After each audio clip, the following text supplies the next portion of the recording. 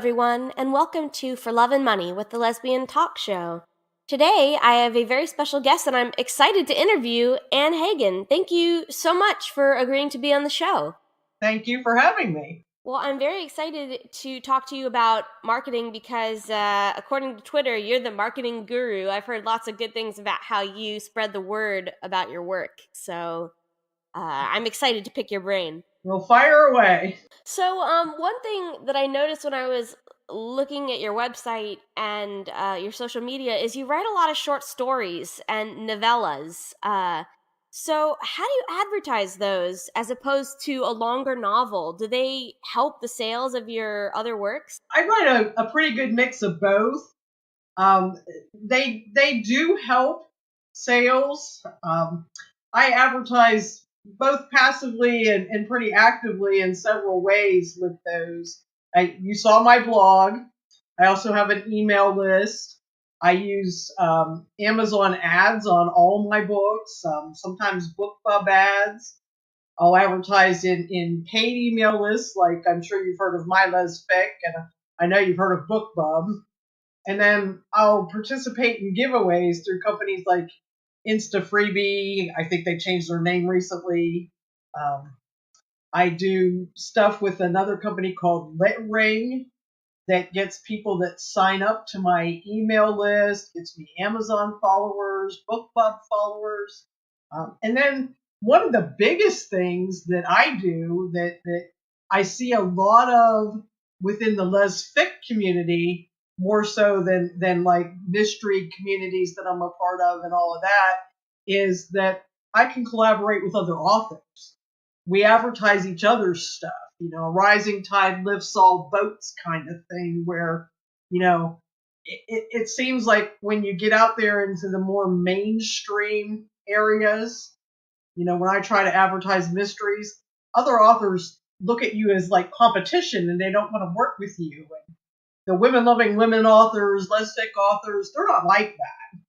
Everybody works together and it helps us all. So that's one of the biggest things is just working with other authors. That's so great. That is pretty much exactly what Sally Ann Monty said on one of the recent episodes that I did with her. I interviewed her, and she has this great phrase, colleagues, not competitors. Exactly, yes. It just so succinctly summarizes how I feel about it and how you apparently agree with it, that we can advertise each other, and readers read so much faster than writers write. So to advertise each other is really a benefit to all. Yes, it is. Yes, it is. And I find that Rae, when I send a newsletter out, even if I don't say anything about any of my books or what I'm currently working on or anything, I'm just talking about new releases for other people or contests for other people, it still helps me. My sales still increase, even though I'm not doing anything directly to promote myself. I want to circle back to something that you mentioned that I have not tried, actually. Amazon ads. So can you tell me a little bit about how that works, how you purchase Amazon ads and how those have played out for you in your sales numbers? If you are an indie author, you can use ads through Amazon Marketing Services. When you go to an Amazon page, you see those sponsored product ads that run below the books that you have. Generally, it's right below people who purchased this book also bought. Then underneath that, there are sponsored products ads.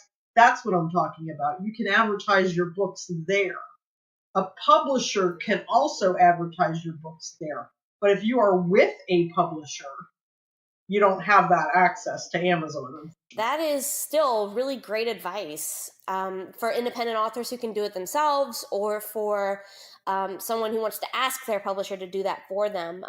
Roundabouts, how much does that cost to run one of those ads, just out of curiosity? It's pay per click, and you can bid as little as 2 cents. So it's like Facebook ads. So it depends on like how many people see it, and you put a maximum in. Right, exactly. You can say I don't want to spend more than $1 a day.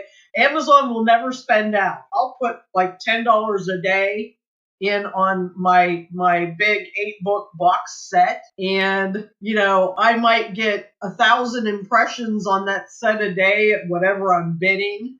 I'll bid more than 2 cents, obviously, because I want it to show up. But I might get 1 or 2 clicks a day, and I only pay for those clicks.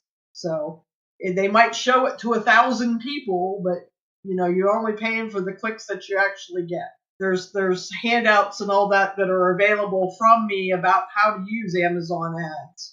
That's great. Are they on your website? No, they're not on my website. They're actually I participate in a Facebook group called the Lesfic Marketing Alliance. Yeah, I'm a member of that group. They're in the documents for that group. I will totally put a link to the Lesfic Marketing Alliance, and people can go check that out. Okay, so that's a great marketing strategy. I'm glad I took a little detour in my questions and asked you about that. You mentioned to me in an email that you have a new book in the Moralville Mysteries series coming in 2019. What techniques are you going to use to market it when it comes out? I will set it up for pre-release at least a couple of weeks prior to actually releasing it, and then I'll advertise it to my email list. And I generally run it at a very low price. I'll blog about it, and I'll promote that blog post on social media. Then once it releases, I'll run some of those AMS ads, Amazon Marketing Services ads, and maybe even some BookBub ads. BookBub does pay-per-click ads too. Most of my books are wide. They're not just on Amazon. And I find that by running the BookBub ads, I can touch the Kobo readers and the Google readers and all that, and not just the Amazon readers. I'll also, because that will be the 12th book in a series, I'll also do some promotion of the first book to try and pick up some people that don't even know that the series is out there yet. The way that I have it set up, the mystery in every book stands alone, but there is a lesbian couple and a whole family that's involved in these stories, and they evolve and grow over time over the course of the series. So you could pick it up and start reading anywhere and get a good mystery, but you would miss a lot of the backstory. And so I try and do a mix of advertising the new release and also trying to get people hooked at the beginning of the series. Do you discount any of your backlog in the series in order to encourage more readers to start it when you have a new release at the end of the series? The first book in the series is perma-free. Yeah, I did that with one of my series. And so you advertise the free book at the beginning of the series to try and get people hooked on it, and then you do that especially at the same time if you're doing the latest one? Absolutely. It's permanently free. The second book in the series, I dropped to 99 cents for a promotion about a year and a half ago, and I never raised it. That kind of works like a funnel. People grab the free book, and then they say, well, the second book's only 99 cents, and they grab that too. And a lot of people disagree with free. But when you have 11 books in a series and counting, it brings a lot of people in that read it and then eventually start picking up the other book. Wait, you found that people disagree with this technique? Have you heard bad things about it when you mentioned it to people? Because it sounds incredibly smart to me. There are people out there that don't agree that an author should ever give their work away for free. Oh my gosh. My counterpoint to that is that book sells all of my other books. People read that one and they want to find out, well, what happens next and what happens next. I am constantly beating the drum of you should expect payment for your work, but on the other hand, you should release some stuff for free to get new readers and build your readership and build goodwill. It sounds like we're of very similar minds on some of this stuff. Actually, this feeds into my next question, which is you write a lot of sequels, series, and interconnected works, and do you find this helps build reader enthusiasm and loyalty? And I would say you kind of answered that a little bit. Yeah. It has worked for me, Rae. Honestly, I didn't start out to write a Women Loving Women mystery series and then spin a cozy series off of it, or even some of the romances that I've written were spun off that. You're a writer yourself, so you'll know what I'm about to say. You'll get this. Some stories just beg to be told, and they nag at you until you write the short story or the novella or even a full novel. And the fans, they love it. They're insatiable. No matter what I write, and I'm sure you feel the same, they tell me it's too short or there's still questions I haven't answered for them. They want more, more, more all the time. And I do my best to give it to them. But I do that based on what the voices in my own head are nagging me to do the loudest. I don't necessarily do exactly what the fans want right this minute, but those voices, they keep talking. You got to do this. You got to do this. Oh my gosh. Yeah, I really do relate to that a whole lot. You're listening to The Lesbian Talk Show. TheLesbianTalkShow.com, your hub of podcast information. What advice do you have for authors who are looking to build their own readership? In your experience, what keeps readers coming back for more? You got to establish a relationship with them. If your focus is on what we call lesfic, the readership's a pretty tight-knit community of both readers and of authors who are also voracious readers of all the genres that make up lesfic. You've got to reach out and be a part of that community. And by reach out on Facebook, Twitter, go to cons. And I don't mean pound your book. I mean, talk to people, build a relationship with people. You got to put yourself out there, and then invite them to sign up for your newsletter, to follow you on BookBub, to follow you on Amazon. Then from your email list, you can solicit those readers to be part of your art team and review your books, because those reviews are the social proof for readers who aren't familiar with your work and you haven't built a relationship with to see it and try before they buy kind of thing. Our goal was always to get the widest audience possible, not just to sell to lesfic readers and that sort of thing. It's a little harder to build that community outside of the lesfic community, but it works the same way. Time, patience, build a relationship. I completely agree. So how do you brand and sell yourself as an author? And does this impact your advertising methods at all? You talked a little bit about building relationships with your readers, which I agree is super important. How do you portray yourself as someone that readers would want to build a relationship with? Well, that's an ever-evolving process, as I'm sure you're aware. I recently gave all of my blog and social media headers a consistent look and feel, so that somebody was looking at me on Twitter and somebody else is looking at me on, say, Google Plus or something like that. They're seeing the same things. I've been changing covers across my series to brand my whole series. I've had a tagline that I've used for a long time now that brands me and brands my work, and that's family, friends, love, murder, and mayhem. I saw that on your email. I love that.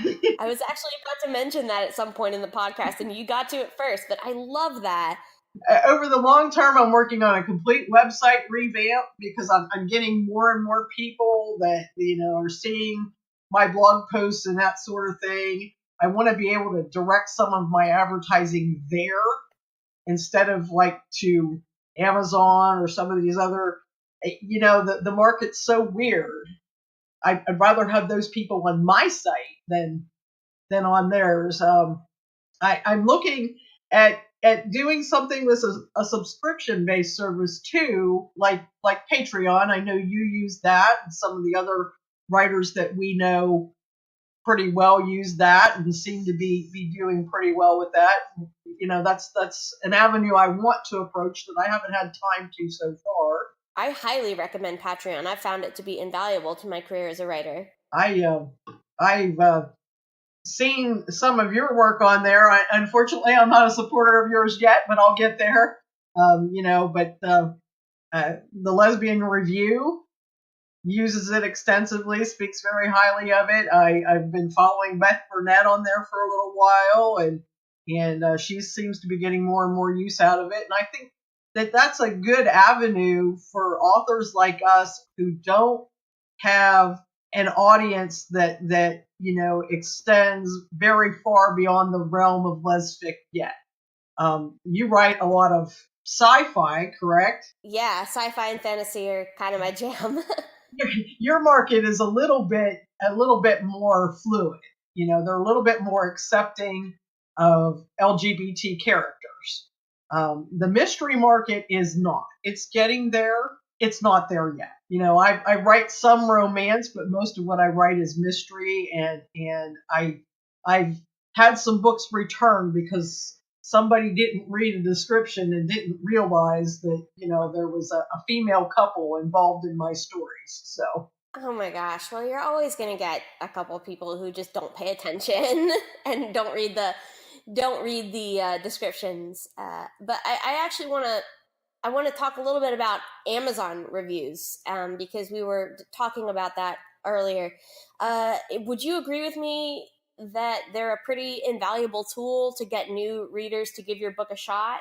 absolutely, I actually have my newsletter set up so that when somebody signs up to my newsletter, they get a series of 4 emails from me over 4 weeks.